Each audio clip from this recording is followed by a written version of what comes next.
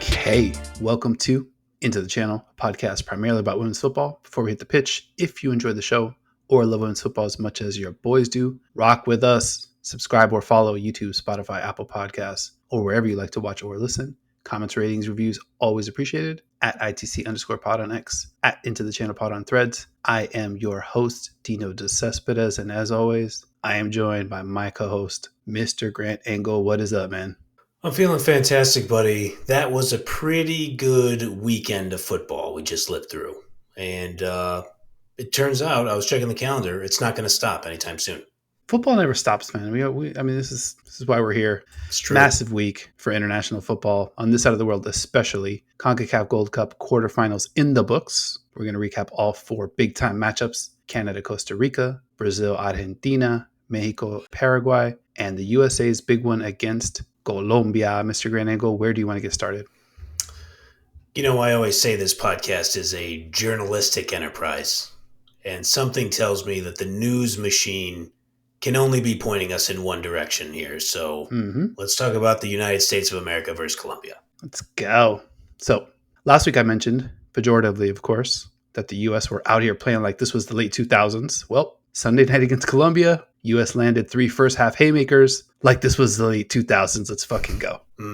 The U.S. pressed hard, pressed early, and in the 12th minute, Alex Morgan turned a 0.0 XG opportunity into a penalty for the U.S. I think the cynical view on that sequence was that Morgan kind of sniped one. Nothing wrong with being smart, opportunistic, but it wasn't quite like the smash and grab kind of first goal that some segment of USWNT fan might be looking for, especially coming off that 2-0 loss to Mexico. Combine that with the fact that Colombia actually looked like the more dangerous side through the first 10 minutes. So to be fair, at this point, I'm excited, but I still have my guard up. Now, the hopeful USWNT fan that lives deep, deep inside me saw that sequence and was just like, wow, no galloping white horse, not like a regal, highlight type play, just some real gritty. And from all people, Alex fucking Morgan making it happen. I've kind of lamented there's Alex Morgan and there's everyone else approach that I think has really hurt the U.S., especially in the World Cup. But to see her make something out of nothing in this one under sort of nervy circumstances, you have to love to see that. So that play starts with Morgan's dead sprint at Lorena Durango, 40 yards away from goal. That pressure forces Durango into a back pass to Daniela Arias, which never actually reaches Arias. Morgan pokes it away. And where most players would just be happy to dispossess in that moment and maybe just kind of corral the ball,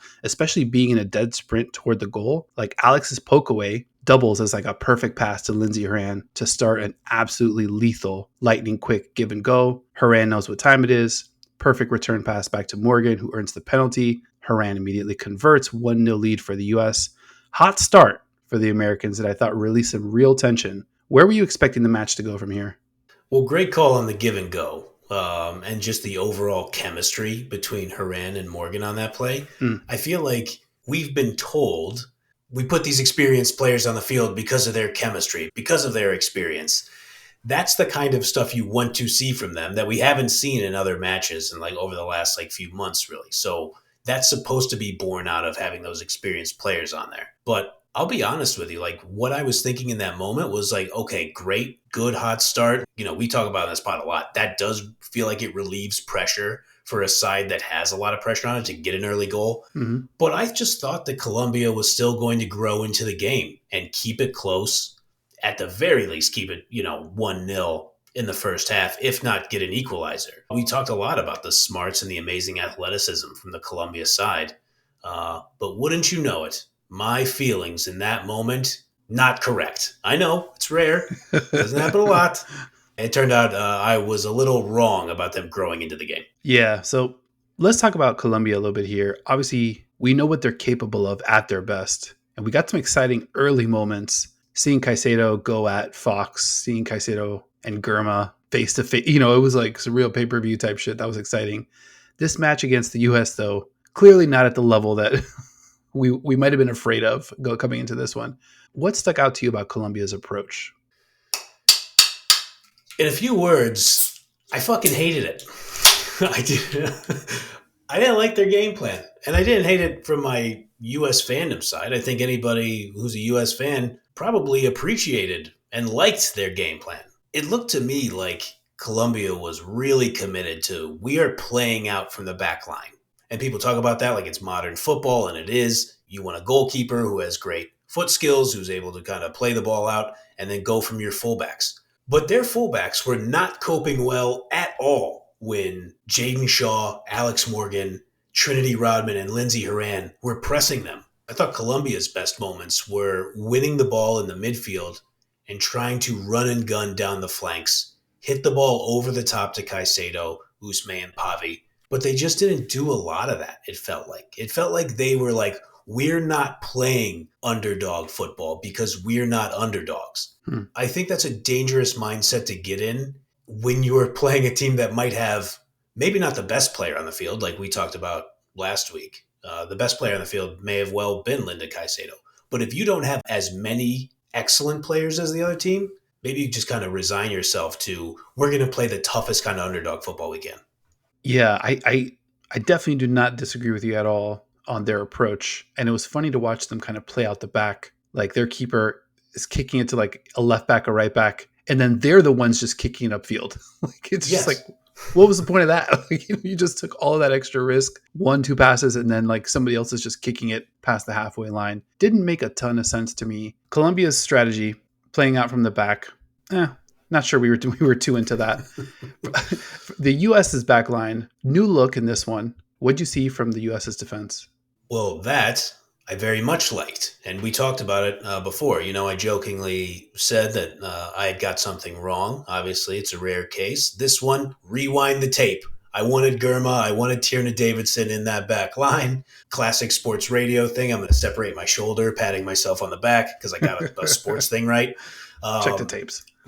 Check the tapes. But aside from the press, you got to give credit to Germa and Davidson as the two center halves. Mm-hmm. It felt like they made a massive difference in defense. They were stopping the attackers on defense, but they were helping get the attack started. Yeah, 100%. Great call, Germa and Davidson. But I did want to zoom in a little bit to Alyssa Nair. She had a couple unbelievable saves in the first half, especially when you consider, well, first, incredible skill on both, but you add in the stakes at that moment of the match, the year she's had since the World Cup. We were talking about it before the show. She allowed 50 goals for the Red Stars last year, and that was after a World Cup ending. And not saying this was her fault in any way, shape, or form, but the U.S.'s World Cup ends, and she's the last U.S. player to touch the ball. That shit just sticks with you. We also joked about her kind of like spazzing out last week, chasing a zero stakes ball out of bounds for no apparent reason. So she's had herself a year, but holy fuck, to come back with those two huge saves, plus like the posture, like the stature, the death stares. It looked like she was like 10 feet tall after those two saves. I'm glad you brought up Naomi Girma too. I continue to believe that she's probably the US's most valuable player just because when she's not out there, suffice it to say, somewhat of a drop-off. Girma gets things started on the US's second goal. Free kick, 55 yards out. She puts an absolute fucking dime right onto the head of Alex Morgan. Germa's like, hey, Alex, left eyebrow, right eyebrow, where do you want it? You just let me know. Perfectly placed little header down from Morgan into the path of Jenna Neiswanger, who blasted in. Perfectly executed set piece. All this after we've done our fair share of questioning if the U.S. had the technical chops to not only win this thing, but climb up to the absolute apex globally. Incredible bit of craft and skill and touch from three different players to put the U.S. up 2. Now we're cooking a little bit. Where's your head at this point? Yeah, so I mean, we've talked about Jenna Neiswanger a few times on this pod. NWSL Rookie of the Year, stalwart for the NWSL champion, Gotham FC. She was excellent. The touch was perfect, running in off the Morgan header. I thought Neiswanger did a lot of great things defensively. She was like shading attacking players into inopportune areas, forcing the ball out of bounds, and just working on a string with Davidson and Emily Fox on the other end. It was like they were keeping their shape and just getting Colombia into areas that you knew they didn't want to be in. I didn't know that tactically, like walking in, but you could tell from where Colombia was on the pitch, they didn't really have anywhere to go a lot of times. So let me get this out of the way, actually. Speaking of our journalistic credibility here, I do need to cite that I misunderstood the yellow card rule the last time we spoke about it on this podcast. So I thought the yellow cards were reset between the group stage and the quarterfinals, but they're actually wiped after the quarterfinals. So I have to give even more credit to Jaden Shaw. She stayed out of the ref's book in this one. In a chippy game, we could not afford to lose her. You know, when we think about this being a chippy game, Morgan, Horan, and Rodman brought some much needed attitude to the side.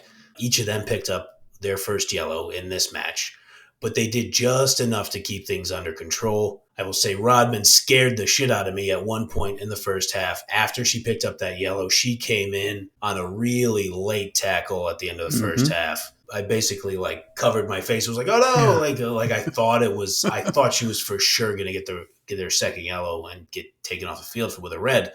But at that point, the ref had apparently decided she was not going to call really anything for at least an extended period of the match. And so Rodman got away with it, and we kind of got away with it. But I think it was fair because at least she wasn't calling it on Colombia either. Yeah, I did want to call out, again, Alex Morgan, who I thought had an incredible showing in this one. Yeah. Because all three of those players were playing aggressive, playing chippy, but I thought Rodman maybe kind of lost her cool a little bit. She was running very, very hot. Yeah. But Morgan, obviously we talked about the play she makes at the 12 or 13 minute mark. She turns that aggression into actual on-field outcomes, right? On-field results. And I think that's something that, if you're a Trinity Rodman, I think that's like the next level to kind of hit. It's like, all right, I'm pissed. This is a chippy one. I'm not just going to earn myself a bullshit yellow by running you over. I'm going to use this aggression to actually create for the team. Even still, though, I think Rodman was able to cool herself down and crank up just how much she was able to impact the match positively, which I thought was a really great sign in the same match. So right before halftime, Rodman obviously has the great run wide after another Colombia turnover. Emily Fox finds her up the right side. Rodman runs down the ball, then perfect placement on her one-touch pass to Jaden Shaw. 3-0, first half stoppage time. What a way to end the first half. What a crusher if you're Colombia. That one didn't quite end the game, but I think more importantly, it evaporated any bit of tension, pressure that any of those U.S. players might have been feeling coming into this match. That just hit the release valve with that third goal right before halftime, and not the way you want to be going in if you're Colombia. It felt like a backbreaker. And you're totally right. I mean, Rodman's pass on that play, I was freaking out on my couch, not really screaming and yelling or anything, but I was in love with the skill and the placement and the smarts of that pass. You see all the time when you have a winger going down the flank like that, and they play a cross in, and you have your number 9, or in this case, your number 10, they're running into the center of the box.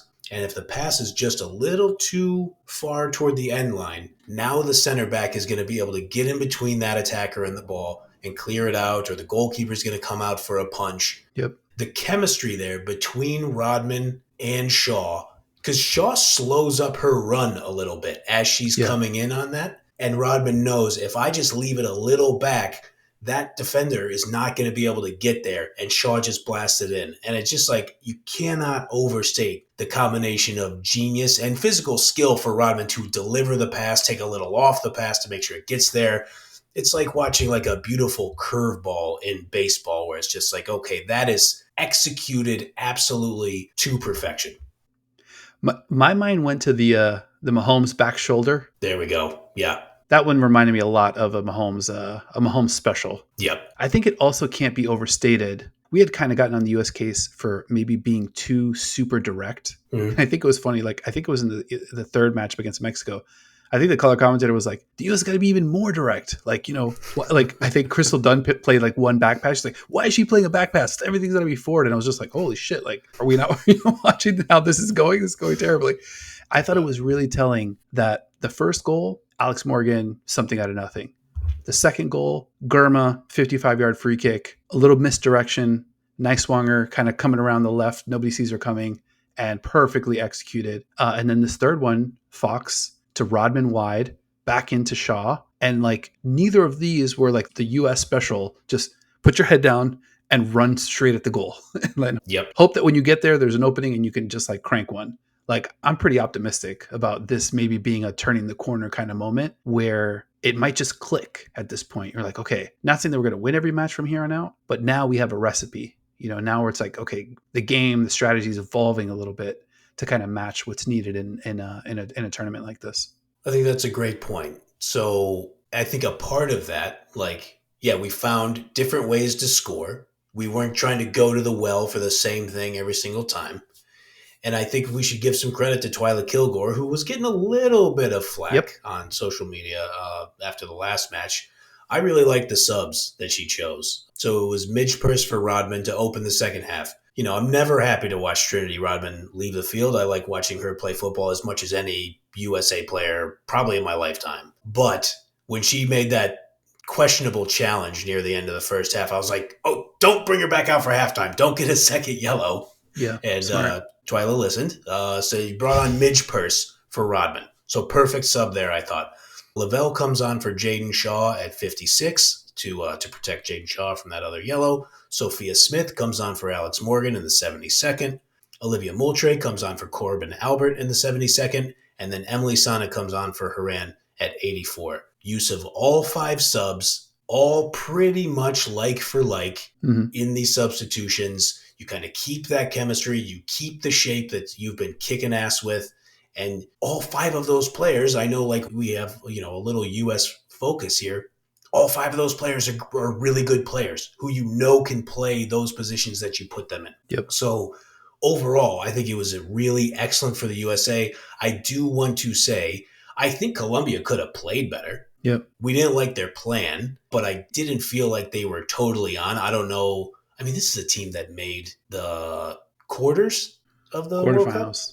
Yep. Yeah. So, I mean, it's hard to say like, oh, that this moment was too big for them, but they were a little focused on the shithousery. I mean, the antics before the penalty kick. Yeah. I can't remember which player like ran out. I don't usually call for yellow cards, but I was like, isn't that a yellow card? Like, I wasn't like irate about it, but I was like, I feel like that should be a yellow card when like you're lining up to take a PK and somebody just runs into the box. But yeah, it just felt like Colombia, I don't know, they weren't super up for it, and we hated their plan. And so, like you said, like maybe you don't take a ton from this, but this is definitely a sizable step in the right direction for USA. I wonder if Colombia maybe got too fixated on the Mexico tape where they saw, okay, Mexico's getting really physical, and maybe tried to recreate that. Only issue was I think the offensive attack was a little different in this one. Different lineups as well. Colombia, obviously, without Mayra Ramirez, that's going to be tough. If you imagine Caicedo and Ramirez up top, different kind of ball game. Like I think it was a kind of hold your breath type moment every time Caicedo has got a little bit of space in front of her. So if you picture Mayra Ramirez there on the other side, it makes it more interesting. I think this game just got away from them. To be honest, I think they kind of got caught off guard. Alyssa Nair also, she changed the game, especially with that second save. I mean, that was unbelievable. Wrist game 99 from Alyssa Nair. Huge. Yeah. I think that really has to kind of sink you a little bit when you're like, gosh, we had a chance. I thought Pavi too for Colombia didn't have the best performance that she's had in this tournament. Right. They made it a little tough on her. Didn't quite have a lot of space when she did. The accuracy, I don't think, was there. The precision wasn't there from her. So not Colombia's best performance. I think the U.S. deserves a lot of credit for that. Really great bounce back win for the U.S. And on to the semis from here. Yeah, I think you got a lot to hang your hat on if you're USA. I'm glad you mentioned Pavi. In an excellent game-recognized game moment, when they showed the huddle, the U.S. women's national team huddle after the match, Rose Lavelle was wearing Pavi's jersey. So they had switched shirts. And I'm very interested to know, because I like that duo, because it's just like, was Pavi, Pavi's a relatively young player. So was she like 20 years old or 19 years old watching the 2019 World Cup? 2019 Rose Lavelle World Cup was a supernova player.